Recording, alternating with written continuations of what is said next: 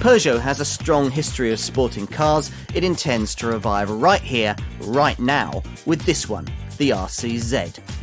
The French maker's answer to the Audi TT is a gorgeous 2+2 coupe with curvy lines and a lineup of punchy but affordable engines. It's a car that's brought new life to its brand and its market.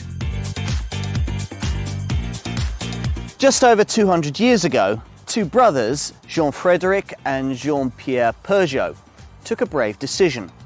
They would set up a company in their father's sawmill that would first sell saws and tools and go on to sell bicycles, motorbikes and cars.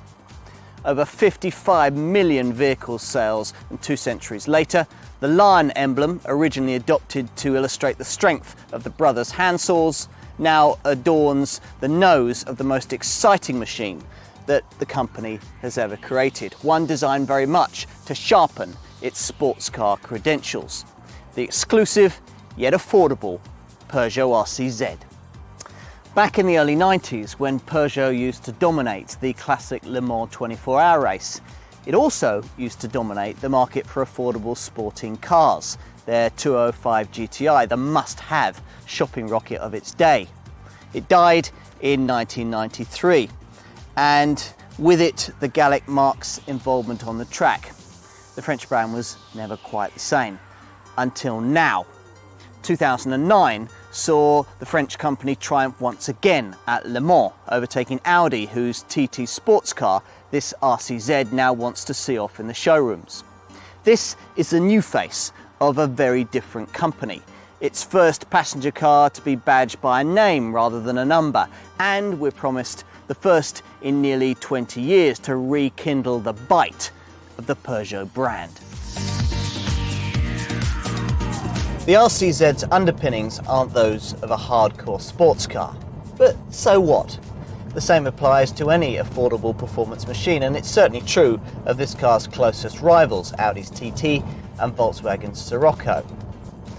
You might, though, still be forgiven for expecting something a little bit more high-tech to lie under this futuristically clothed car than the kind of front-driven torsion beam suspended setup found in any family hatchback, in this case borrowed from Peugeot's Focus Size 308. But as other brands have proved over the years, the ingredients available matter a lot less than how they're used. And the signs that they may have been used rather effectively in this case come the first time you venture off the highway and begin to flick this little lion from lock to lock. This is a very involving car, involving enough to make a standard basic Audi TT seem really rather dull. It feels light and alive, cornering flatly with plenty of grip at the front end. Are there downsides? Well, yes they are, but they aren't many or especially significant. The firm ride you'd expect in a car like this, but it can get a bit fidgety on coarser surfaces. The 6-speed manual gearbox is positive but can be a little notchy, one reason why I've opted to try a 6-speed automatic in this particular car. The steering is accurate, but it could be just that bit more responsive. And it could feel faster, and that's a legacy of the high-ish weight and the longish gearing that's been put there to control running costs. Now, none of this manages to detract significantly from the appealing eagerness of what is an addictive package, but it's tempting indeed to go a step further and try and perfect it, which is quite possible if you're able to dig a little deeper in the pocket, given that the 156 brake horsepower 1.6 litre petrol and 163 brake horsepower 2 litre diesel engines used by most RCZs can, for a premium of around £2,300, be traded in for a package that's far more in keeping with the promise of those futuristic looks. With the top THP 200 model, it isn't just about the extra 40 brake horsepower either, repositioning this as a 150 mile an hour car.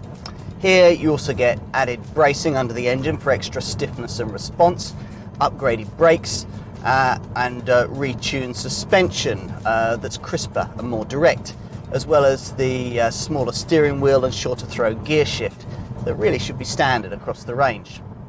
The 0 to 60 mile an hour time of 7.5 seconds is just half a second quicker than the THP 156 petrol model, but the whole package feels very different.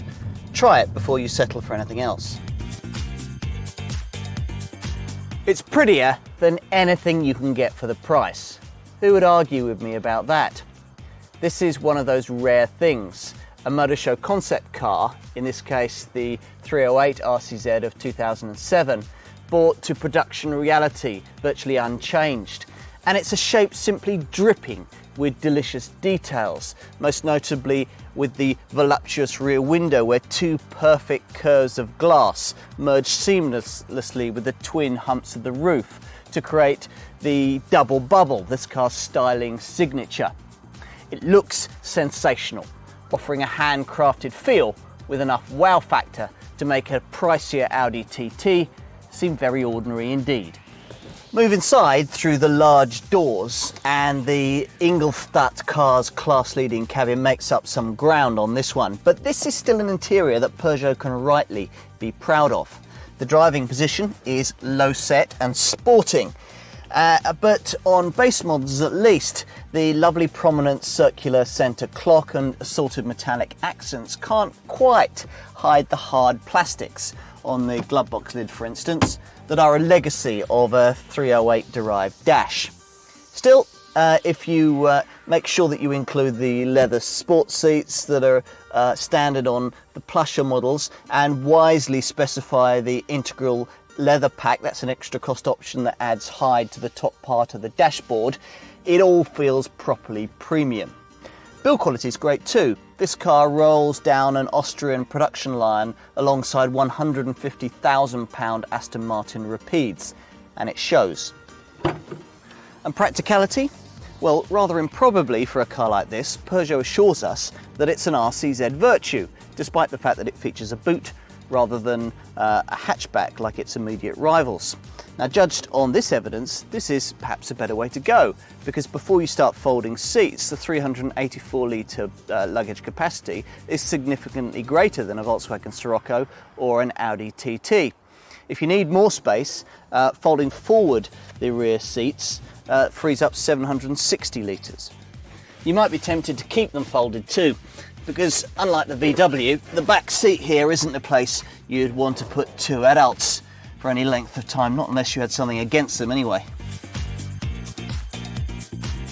RCZ pricing sits in the £20,000 to £25,000 bracket, with the entry point for most buyers being the petrol THP 156 version.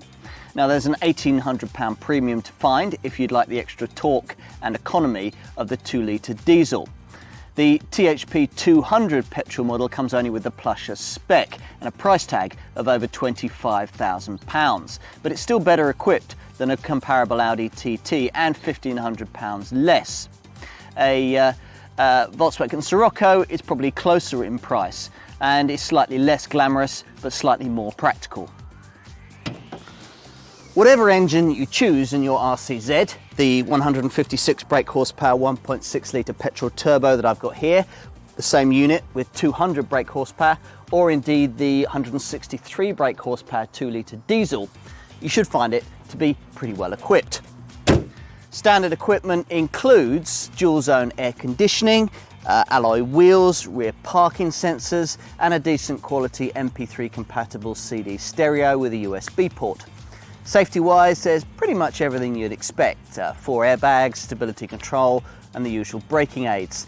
Plus, of course, a predictably extensive options list, including features like a carbon fibre roof, so you can really personalise your car. The RCZ's modern engine range should help endow this car with low running costs, and that's certainly the case when it comes to the diesel model, which returns 53.2 miles to the gallon on the combined cycle and puts out 139 grams per kilometre of CO2. If you go for one of the petrol variants, you should see CO2 returns in the 155 to 160 grams per kilometre bracket and return around 40 miles to the gallon on the combined cycle.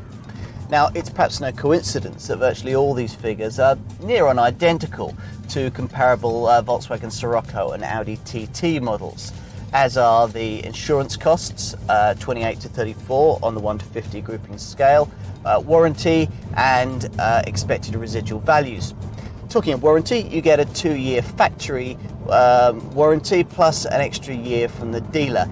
Service intervals can be between every 2 years or every 20,000 miles, depending on how the car is driven. Here's a car that Peugeot simply had to make. Different, practical, fun to drive, and drop dead gorgeous. Plusher trim, the sport pack with its sharper handling and extra power are really all needed to make this RCZ complete, but such is the saving over its most obvious Audi TT rival that many buyers will feel able to tick those boxes. Few of those who buy this car will ever have expected to be able to own anything like this. Exotic yet accessible, it's a compelling package and a fitting tribute to an enduring brand.